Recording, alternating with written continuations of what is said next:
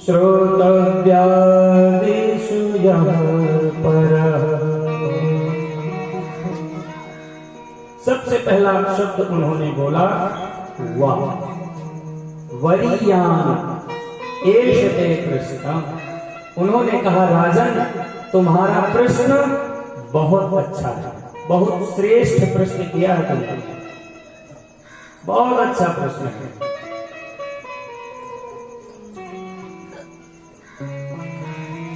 और यह प्रश्न तुमने अपने लिए नहीं किया, लोक कल्याण के लिए यह प्रश्न किया है तुमने। कृतम लोक हितम नृपः, जिसमें सभी प्राणियों का कल्याण हो, ऐसा प्रश्न तुमने किया है। और बिल्कुल सही बात है कि भाई मरना तो सबको है, कौन सा परीक्षित जी को मरना है। तो संसार के हित में यह प्रश्न किया गया है। सबसे पहला अक्षर उन्होंने वाह बोला। वाह जो है ये ब्रह्म का बीज मंत्र है। और सबसे पहले वाह बोल करके सुखदेव जी ये बताना चाहते हैं कि मैं हमेशा सिर्फ परब्रह्म की आराधना करता हूं।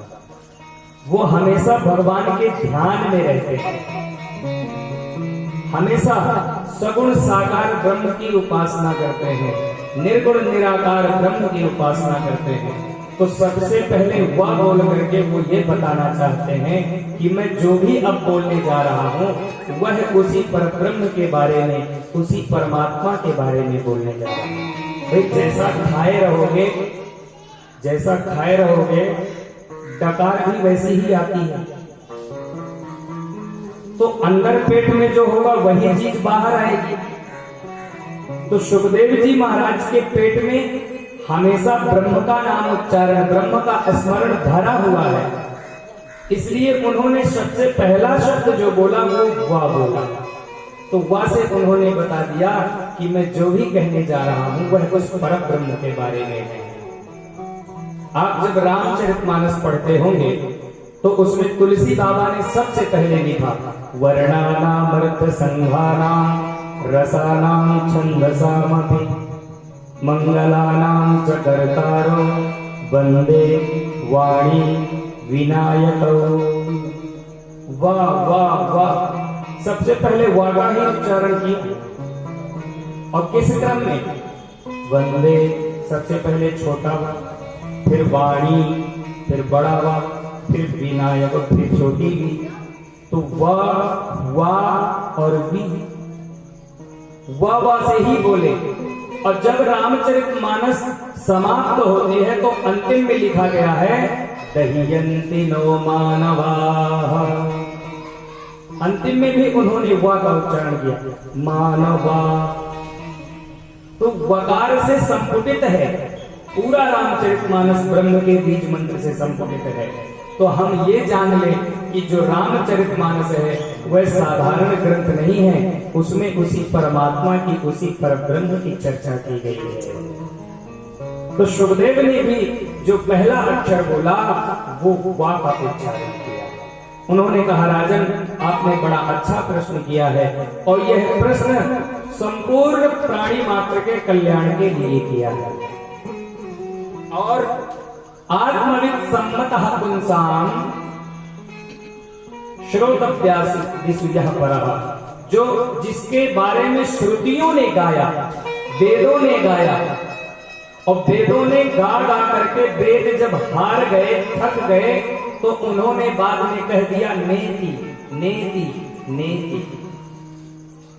यं ब्रह्मा वरुणेन्द्र रुद्रमरुतः स्तुन्वन्ति दिव्यैस्तवैः वेदैः साङ्गपदक्रमोपनिषदैः गायन्ति यं सामगाः।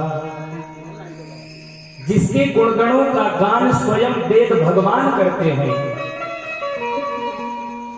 ऐसे वो परमात्मा जो अपने आप में परिपूर्ण है, जो हमारी वाणी से परे है, जो हमारी आंखों से परे है, जिसे हम नहीं देख सकते हैं, अवान मनस गोचर है, मन से हम उसे जान नहीं सकते, लेकिन उसकी कृपा हो जाए तो हम जान सकते हैं।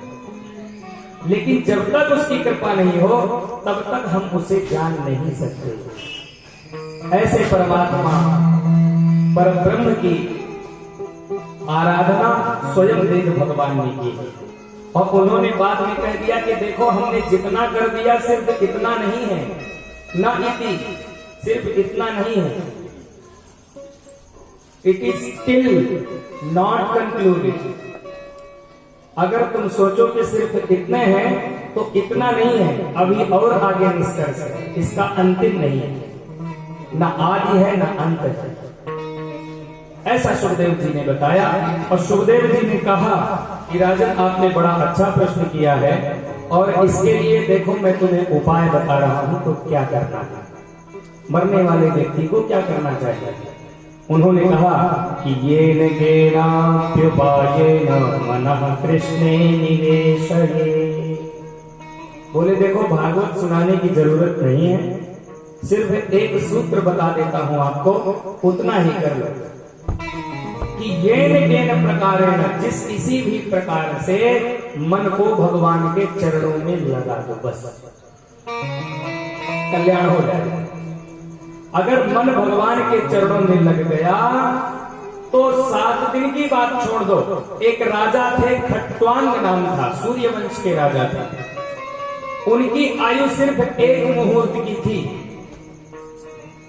1 मुहूर्त मतलब 42 मिनट, 42 मिनट की आयु, और 42 मिनट में उन्होंने भगवान को प्राप्त कर लिया।